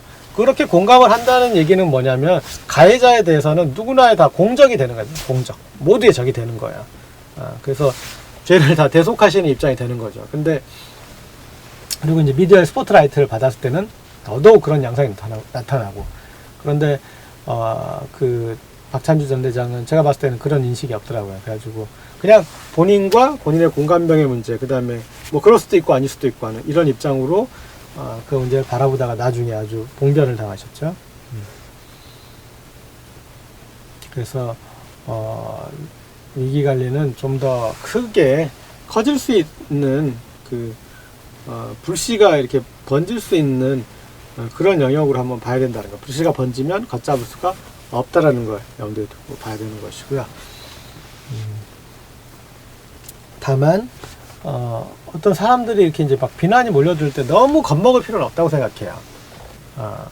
저도 이제 인터넷에서 어떤 문제가 이슈가 됐을 때 그런 비판을 받은 적이 있었는데, 그때 저는 이제 머릿속으로 이렇게 사사분면을 그렸어요. 사사분면을 그려서 지금 나를 이렇게 비판한 저 사람들이 나랑 서로 아는 사이인가 모르는 사이인가, 그러니까 나를 이해하는 사람인가 이해 못하는 사람인가, 그걸 보고 그 다음에 지금 저 사람들 하는 얘기가 맞는 얘기인가 틀린 얘기인가. 그래서 맞는다는 얘기는 내가 동의할 수 없지만 나름의 어떤 그 논리 가지고 있는가, 그걸 봐서 나에 대해서 이해도 하고 근데 논리도 가진 사람들이 비판한다 그러면 이건 정말 내가 문제가 있을 수 있으니까 좀 더 섬세하게 생각해 보자 라고 그렇게 생각을 하긴 했어요. 자, 그 다음에 또 재밌는 게, 우리가 이제 현대사에서는 수면 위와 수면 아래를 모두 봐야 돼요. 수면 위에서는 이제 어떤 문제 제기가 표면화됐을 때 얘기겠죠. 그때가 있는데, 근데 그때가 아니더라도 수면 아래에 문제가 이 바글바글 하고 있다라는 거를 우리는 이제 SNS 같은 걸 알 수가 있거든요. 그래서 수면 아래 문제 제기에 대해서 주목하고 거기가 어떻게 보면은 미리 좀 대처해야 될 그런 타이밍이기도 하죠. 그 다음에 이제 이런 이제 위기가 됐을 때는 우왕좌왕하는데 그때 거기에 어떤 선장 역할을 하는 사람이 너무나 중요합니다. 선장이 중요하고 그 선장은 먼저 그 집단의 주제 파악을 먼저 해야 돼요. 주제 파악을. 예. 우리가 이제 선장 그러면 목표를 정하고 거기까지 잘 이끄는 사람으로 아는데 배 선장의 가장 중요한 역할은 사실은 바다 위에 본인의 위치를 정확히 알아야 돼요. 우리가 지도 위에 어디에 있는지 그게 선장의 중요한 역할이에요. 그러니까 지금의 이 어떤 정체성을 확인하는 게 이제 선장의 역할인데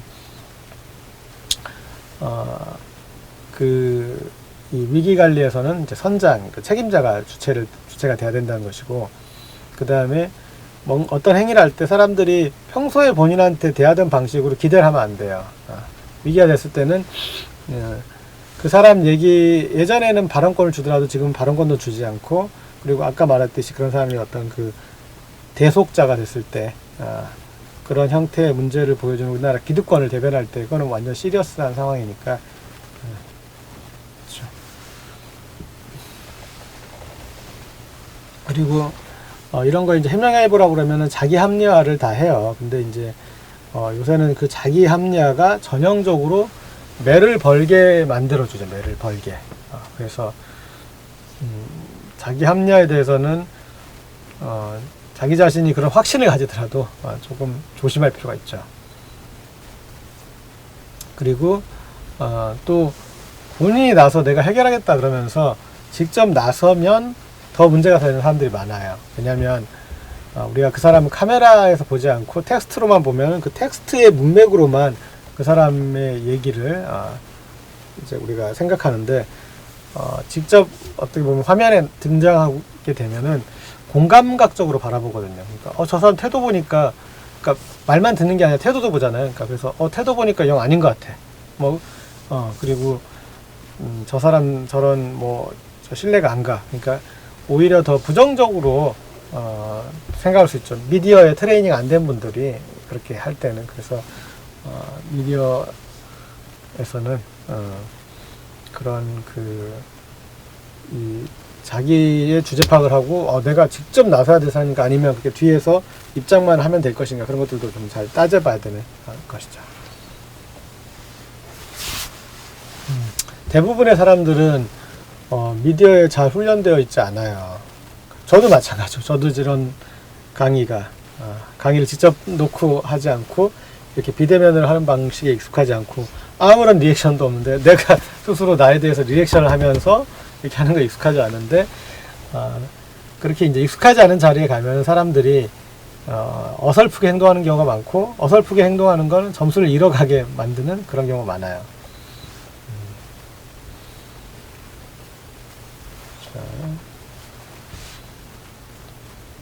그렇지만 우리는 이제 위기 관리에 대해서 적극적으로 해야 되고 위기 관리는 조금 뭐랄까 너무 정석대로 이렇게 하는 것도 또 좀 잘 안 돼요. 착하게 하면 잘 안 돼.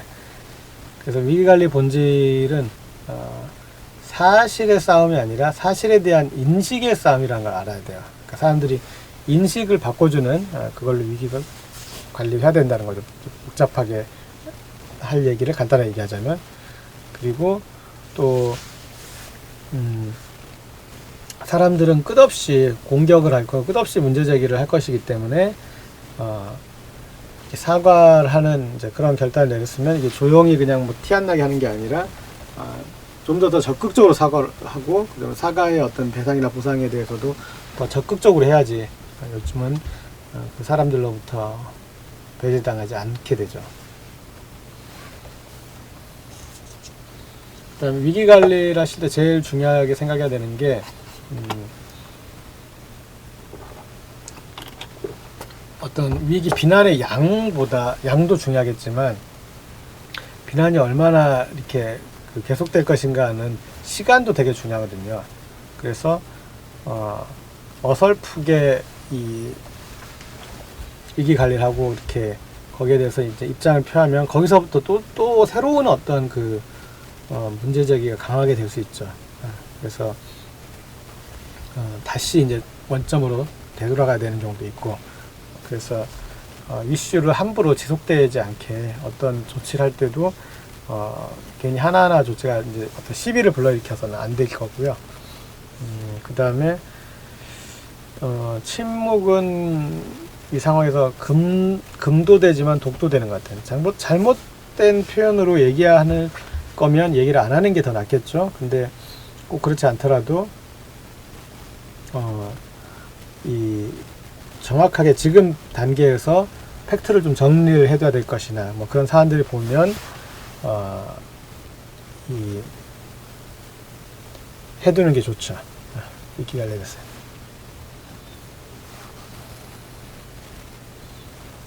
자, 그 위기 관리 때는 어떤 사람이 이제 몸으로 대처하는 일이니까 고생하는 부분을 좀 더 잘 적극적으로 노출할 필요가 있죠. 세월호 사건 때 우리가 박근혜 정부를 비난하지만 거기에 그 이주영이었나요? 그 당시 해수부 장관이 컵라면 먹고 거기서 현장 이제 누비는 거 보면서 좀 온정적인 시선을 가졌듯이, 그래서 사람이 하는 일이니까 그런 부분들 좀 사람의 정성이 읽혀지는 부분이고, 그 다음에 사람들이 이제 좀 문제제기가 될 때 너무 입장을 이렇게 좀 오므릴 필요는 없어요. 좀 넓게 해놔서 그래서 이제 나중에 이 문제제기할 때 그 부분들을 떨쳐내는 그런 방식도 있겠죠. 자, 그리고 이제 요새 우리가 팩트 체크, 팩트 얘기를 일반인들 되게 많이 하시죠. 팩트 얘기를. 근데 위기 관리를 주최하는 분들은, 지금 방어하는 분들은 팩트들을, 그 관련된 팩트를 다 꿰고 있어야 돼요. 그런데 그렇지 않고 그냥 본인이 이 팩트를 정복해 놓지 못하고 그러면 나중에 위기 관리에 어떤 나중에 구멍이 생기는 경우가 있죠. 그리고 테크닉하게 이제 어떤 분에 대해서 사람들이 문제 제기를 할 때 내가 제일 먼저 반박해야 될 거는 말도 안 되는 내용을 얘기할 때 그거부터 하고, 그 다음에 좀 논den적인 거 하고, 그렇게 해야지 이 사람들이 이제 주목을 하게 되니까.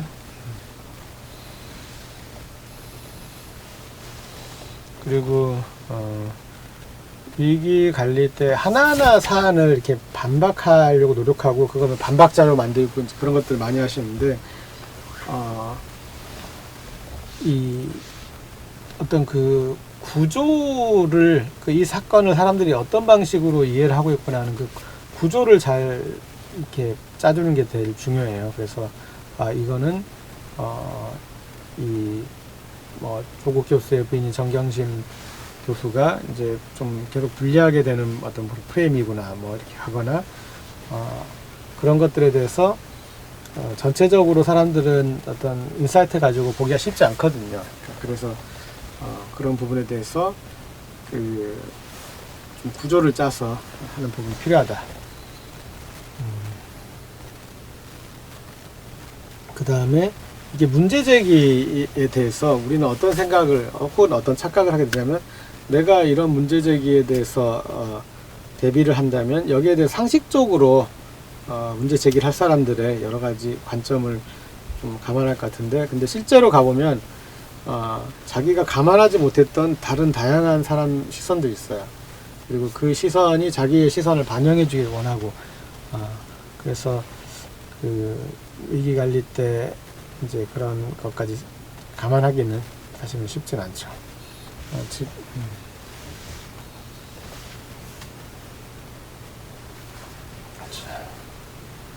그리고 우리가 이제 위기 관리를 해야 될 때 모니터링을 해야 되니까 여기저기 있는 여러 어떤 이제 저는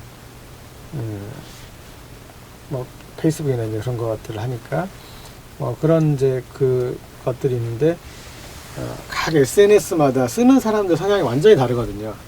그리고 서로 분리돼 있고, 그러니까 그런 사람들이 이렇게 각자의 우주에서 어떤 얘기를 하는지 그걸 좀 더 적극적으로 들여다볼 필요가 있습니다.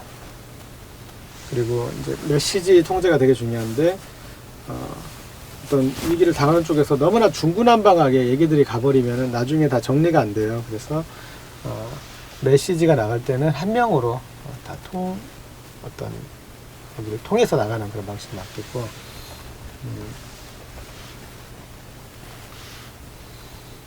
자, 그리고 이제 우리가 위기 관리할 때는 흔히 말하는 이제 물타기니 뭐 그런 표현들이 나오죠.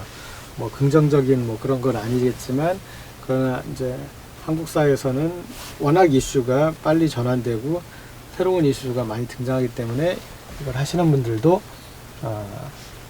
그런 이제 언제 화마가 혹은 이제 여러 재앙이 본인의 어떤 농장까지 들어올지 모르니 거기에서 그런 좀 준비를 해두는 게 낫죠. 자, 그리고 또 이제 위기관리 커뮤니케이션 얘기할 때 좀 함정들 많이 얘기하거든요. 함정들. 그래서 뭐 위기는 또 하나의 기회, 위기를 기회로 활용한다, 막 그런 표현도 있는데 되게 위험한 거니까 그 안에 오신 분들은 엄청난 위기를 겪고 그거에 대해서 사실은 직접 문제제기 안 해도 본인이 체험하거나 이제 그런 분들인데 그걸 가지고 이걸 이제 또 기회를 본다라고 하는 거는 좀 어폐가 있죠. 그래서 위기는 그대로 위기다라고만 하고 그 위기를 그런 식으로 처리하는 데만도 힘이 다 드는데 그걸 활용하는 거는 또 다른 문제겠죠. 그 다음에 요새 이제 이런 것들이 되게 여러 사례에서 회사에서 뭐 문제가 있다 그러면 그 한 명만 그냥 징계하면 끝내고 하거나 그런 패턴을 하려다가 사람들이 집요하게 문제 제기를 해서 이렇게 알려지는 경우가 있는데 지금은 함부로 떠넘기기를 해서는 희생양을 만들어서는 어렵죠.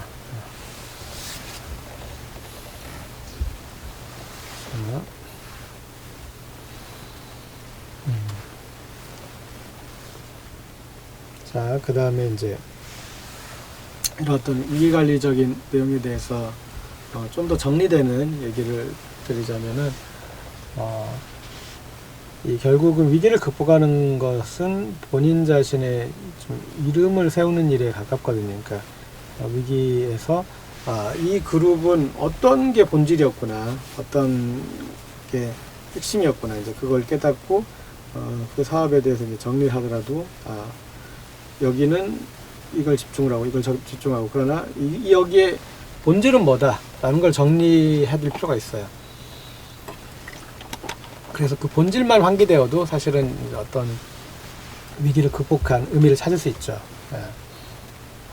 그런 표현으로 호치민이 내 안에 불변하는 것으로 만변하는 세상에 대처하라는 표현을 한 적이 있어요. 다시 한번 말씀드리면 네 안에 불변하는 것으로 만변하는 세상에 대처하라라고. 그게 저는 이제 위기관리 본질을 잘 설명한 표현인 것 같아요. 그 세상은 너무나 빨리 변하고 그때그때 상황이 많지만 그러나 우리가 자기의 일관성 가지고 나는 사람들을 돕는 사람이야, 나는 사람들 서포팅하는 사람이야, 그런 정체성을 가지고 상황을 맞이한다면은 그 사람들이 그 사람의 역할을 그 사람 잘못이 있더라도 인정해 줄 수 있겠죠.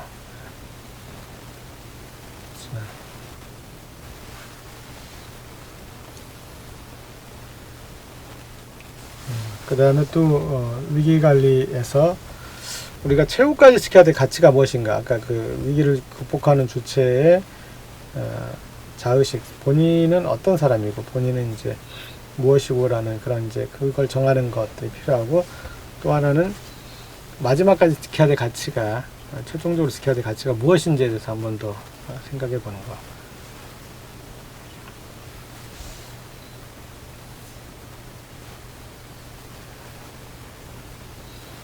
자, 이제 요전 정도까지 또 위기관리 커뮤니케이션이라는 차원에서 말씀을 좀 드려봤습니다.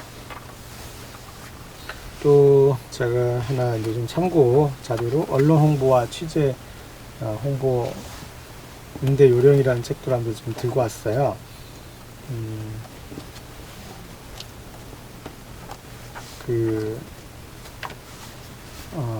여기도 이제 우리가 좀 기본적으로 기자들의 속성에서 참고할 레퍼런스들이 있습니다. 그러니까 이제 학부모 매체나 그리고 학부모 기자들의 매체나 학생 기자들의 매체나 이제 뭔가 하나 이제 뭔가 결과물을 매체를 만들어낼 텐데 그때 이 무엇을 가지고 어떤 걸 가지고 그 지면을 이제 꾸리겠나 이런 이제 그런 고민할 때 그럼 뉴스 가치를 구분하는 거잖아요. 뉴스 가치의 그 선별 기준들로 언급되는 것도 제가 몇 가지 읽어드리겠습니다.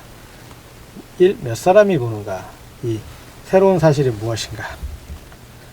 3. 어떠한 영향을 미치는가. 4. 사건의 방향이 올바른가. 5. 흥미있는가.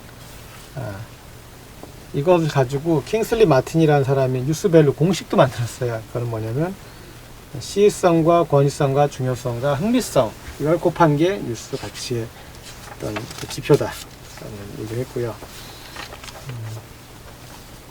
자, 늘 이 뉴스가 어떤 식으로 이제 메커니즘이 가는지 그냥 간단하게 얘기하면 취재가 있고 그거에 대해서 이제 기사를 작성하고 거기에 대해 편집 과정이 따르고 그 다음에 어떤 식으로 인쇄가 되든 퍼블리싱이 되든 그런 과정이 있고 이제 그 과정이 거치는데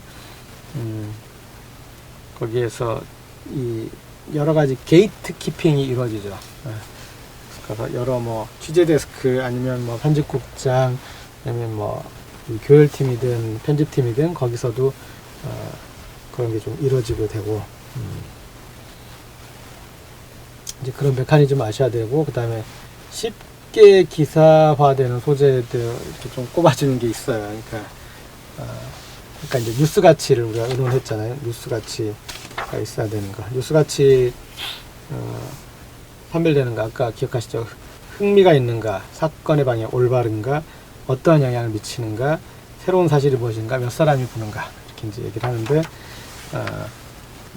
그 중에 조금 뭐 테크닉적으로 이 쉽게 기사화되는 이제 소재들을 뽑아보면 새로운 소재나 참신한 소재, 독자들의 관심사항, 화제거리, 교훈적 또는 비리 이슈, 그다음에 궁금증을 해소해 주는 것, 새로운 사실, 그리고 국악과 관련된 것, 그리고 국민의 알 권리 충족시키는 것 이런 걸 위해서 이제 뭐 흔히 말하는 기자들이 자신들의 존엄을 거는 거죠.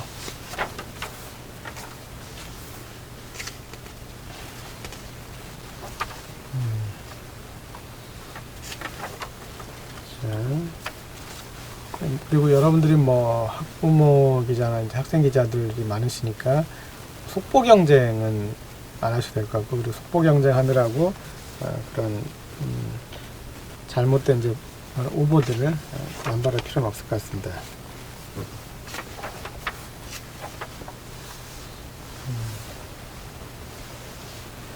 자, 그리고 또 우리가 이 어떤 사안을 가지고 그 이슈를 가지고 이제 사람들을 좀 만나게 됐죠.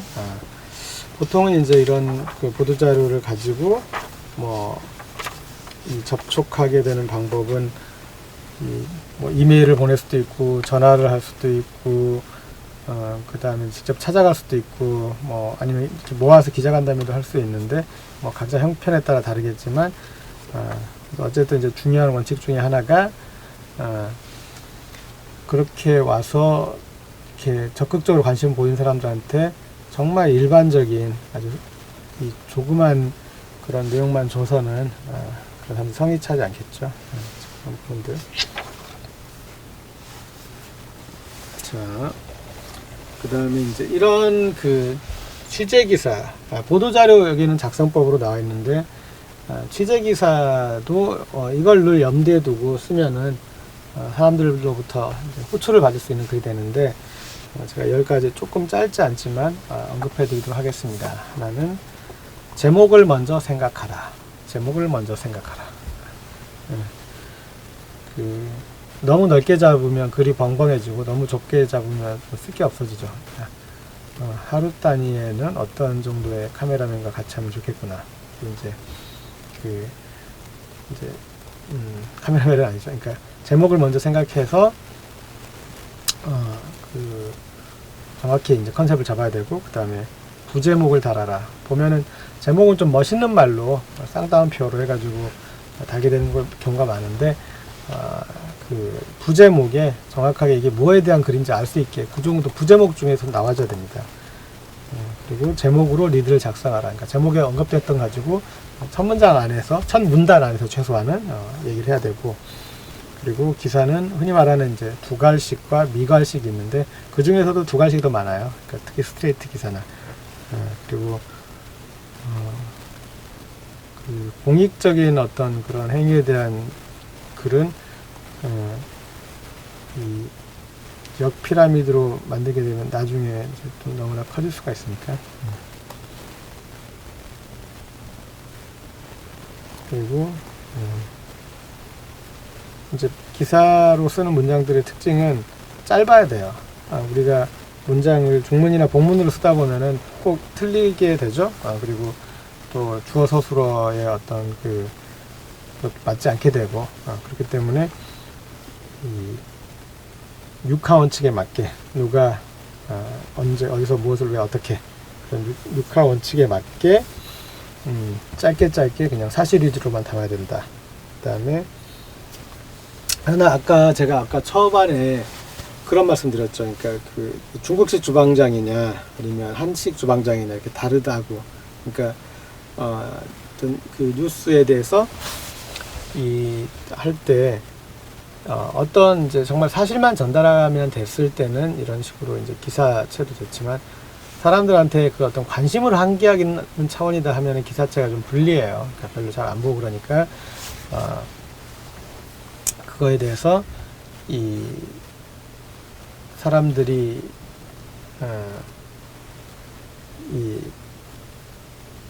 제대로 알게 준비를 하는 게 필요하죠. 자, 일단 6번째부터는 제가 간단히 읽어보겠습니다. 독자 입장에서 작성하라. 그리고 보도자료는 보고서와 다르다. 기호를 쓰지 마라. 그리고 원고지 일정 이상을 넘지 않게 작성하라. 그리고 책임자의 적절한 이제 멘트를 달아라 라고. 그리고 우리가 이제 기사로 어떤 걸 정리할 때 그냥 내용을 잘 정리하기도 하지만, 사실은 입장들을 정리해 주는 거죠. 서로 반영해 주는 거거든요. 그런 것들 소홀하지 않아야 될 것 같고요. 자, 그 다음에 또 사진에 대한 부분도 좀 짚고 넘어갈게요. 사진. 아까도 조금은 얘기했는데, 이제 사진이 이제 보통은 이제 그런 얘기를 해요. 너의 사진이 충분히 매력적이지 않은 것은 네가 충분히 다가가지 않았기 때문이다. 어떤 사진으로 기록하는, 영상물로 기록하는 사람들이 이제 어떤 첫 번째 가장 중요한 것들이 다가가느냐 여부예요. 근데 사람들이 이 기존의 프로페셔널들은 카메라를 들이대면 마치 이걸 무기처럼, 흉기는 아니고 그냥 무기처럼 들이밀면서 자기의 자리를 잡고 자기 영역 안에서 그런 것들 결과물을 뽑아내는데, 여기에 이제 사람들도 꼭 그렇게 사진과 같이 할 수 있는 좋은 조건은 아니니까, 그럴 때 이제 염두에 될 것들은 꽉 차게 찍으라는 거. 꽉 차게, 화면이 벙벙하지 않게 꽉 차게 찍어라. 그 다음에 주제를 그 중에서도 부각시켜라. 이 사람이면, 이 사건이면, 이 상황이면. 그리고 또 자신이 없으면 많이 찍어라, 그런 것도 있어요. 찍으면 필름값이 안 들어가니까. 그리고 찍고 나서 일단은 우리가 원고는 태고를 하잖아요. 원고는 태고하는 것처럼 사진은 잘라야 돼. 트리밍. 그래야지 이게 좋아집니다. 그래서 계속 찍은 사진 가지고 이렇게 요새는 이제 어플로도 있으니까 한번 잘 잘라 보십시오. 그리고 또 남보다 먼저 설정한 이제 그런 것들도 중요하고요. 이 사진 같은 경우 이제 뭐 요새는 연출도 하죠. 그러니까 예전부터 많이 했고, 사실은 그 사람의 지위나 이런 게 높을수록 사전 리허설 같은 것도 있고 이제 그런데 이 예전에 이제 그런 사례가 있습니다. 그러니까 사진 연출의 어떤 사람들의 인지 심리학을 이용한 건데, 뭐 예전에 이제 미국 클린턴 전 대통령이 한국에 와서 전방에 야전에 있는 사병들하고 식사 시간을 갖습니다. 그럼 이제 어떤 사진이 실릴까? 그러니까 우리나라 매체라면 어떤 걸 싣게 될까? 우리나라 청와대랑 어떤 걸 기획할까? 사병들하고 같이 어울려 사진 찍거나, 뭐 아니면 이제 사병들과 대화하는 뭐 그런 것들을 했겠죠. 근데 클린턴 대통령 어떤 사진이 찍혔었냐면, 클린턴 대통령 같은 테이블에 앉아서 얘기를 하는데, 앞 사람의 그 미군 사병은 클린턴 대통령을 바라보고 있는데, 다른 두 명은 따로 수다를 떨고 있는 거예요. 근데 당나라 군대도 아니고 그럴 리가 없어요. 대통령이 와서 얘기를 하는데 그 사람들이 자기 바로 옆에서 수다를 떠는 거는 이제 말이 안 되는 건데, 근데 그 사진이 그렇게 찍혀 있던 이유는, 이렇게 클린턴은 사병들의 얘기를 들어주는구나, 잘 들어주는구나, 친근하구나, 그 느낌을 줄 수 있잖아요. 네. 그냥 그래서 그런 이제 사진들을 그렇게 연출하기도 하죠. 그러니까.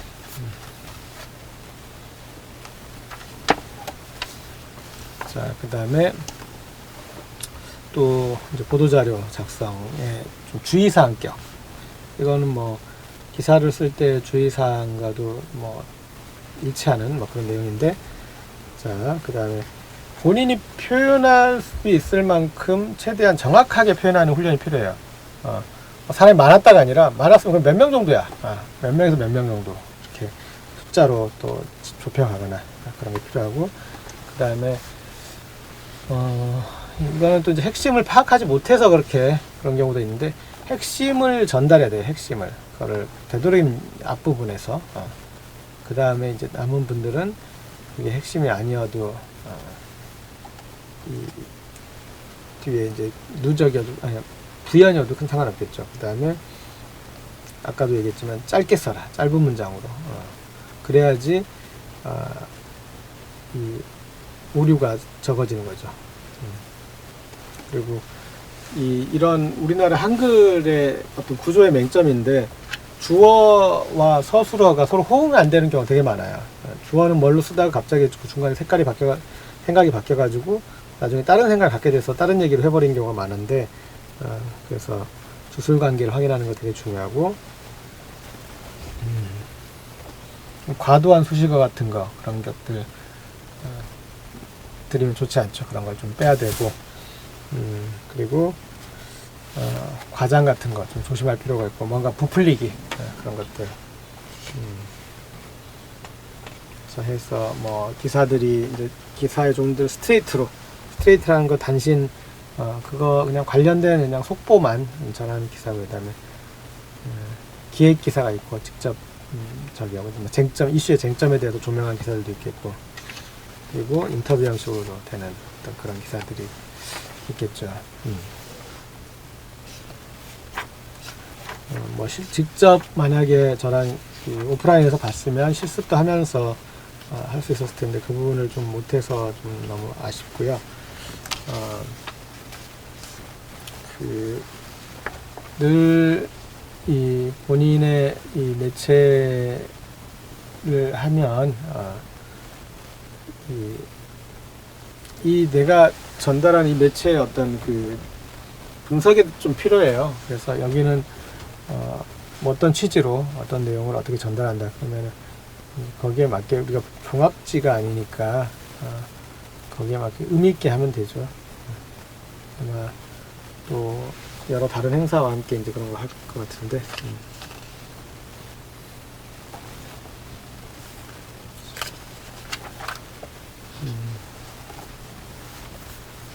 자, 자, 그리고 조금씩 이제 마지막으로 좀 정리들을 해보겠습니다. 제가 그런 보도자료 그런 거 쓸 때 지면을 먼저 생각하고 지면을 예상하고 써야 된다라는 거. 그리고 여러 자료 조사를 하다 보면 아이디어가 나올 수 있거든요. 그 아이디어를 중심으로 구상해야 된다는 거. 그 조사를 확실히 하고 주술관계 호응 맞추고 육하 원칙은 맞춰서 서술하고 이제 그런 부분들을 필요할 것 같습니다. 자, 그리고 이제 오늘 뭐 정리 이 정도로 할까요? 그리고 이제 제 뭐 마지막으로 좀 경험을 바탕으로 말씀드리면 이 평소에 알았던 사람들 있잖아요. 평소에 내가 잘 안다고 생각했던 친구, 뭐 가족일 수도 있고 그런 사람들을 내가 이제 다시 기자 역할로 정식으로 취재를 한다 해가지고 이렇게 할 때는 또 새로운 느낌이 있어. 이 사람의 새로운 모습을 본다 하는. 그러니까 그게 내가 지나치는 풍경들을 관광객의 입장에서 감상하면서 와 아름답다 봤을 때 훨씬 더 많이 보이잖아요. 그런 것처럼 내가 알았던 사람, 또 내가 관계했던 사람인데도 그 사람을 이 기자로서 인터뷰하고 취재하면 완벽하게 다르게 느껴질 수 있거든요. 그리고 내가 모르는 이런 면이 있었구나 하고 이제 깨닫게 되고 그때 좀 희열이 있죠. 근데 여러분들도 우리가 세상의 진실만 드러내는 게 아니에요. 그러니까 기자와 인터뷰 뭐 그런 것들이 그 사람에 대한 진실도 드러내고 끌어올려 주는 거거든요. 그래서 재밌는 직업이고 아름다운 일이죠. 그래서 본인이 그런 내 주변의 사람들의 어떤 생각과 정서와 감정들을 끌어낸다, 견인한다 하는 그런 좀 자부심을 가지셔도 될 것 같습니다. 그리고 이제 SNS에서 우리가 뭐 어떻게 하면 사람들에게 관심을 얻게 될까, 어떻게 하면 더 많은 방문자를 유치할까, 그런 것들 많이 고민하게 되죠. 뭐 저도 제가 이제 뭐 유명 블로거, 트위터, 페이스북 해본 입장이라 여러분들이 그냥 어그로를 끈다라고 표현하는 그 어그로를 많이 끌었죠. 그런 거에 재능도 많고. 근데 이제 지금은 별로 그렇게 흥미가 없는데 그런데 거기서도 그 단지 내가 좀 주목받고 싶다, 뭐 뜨고 싶다 그래가지고 그것을 가지고 우버하는 사람들은 좀 오래 못 가더라고요. 제 꾀에 제가 넘어가는 거죠. 제 꾀에 제가 넘어가는 그런 사례들이 많은데 그러지 말고 이렇게 꾸준히 관심 갖고 그다음에 자기만의 이렇게 아카이빙을 해두는 게 되게 중요한 것 같습니다. 그 아카이빙을 통해서 다음에 다른 찬스들이 또 열릴 테니까 그런 부분들 지적하고 싶습니다. 자, 오늘 제가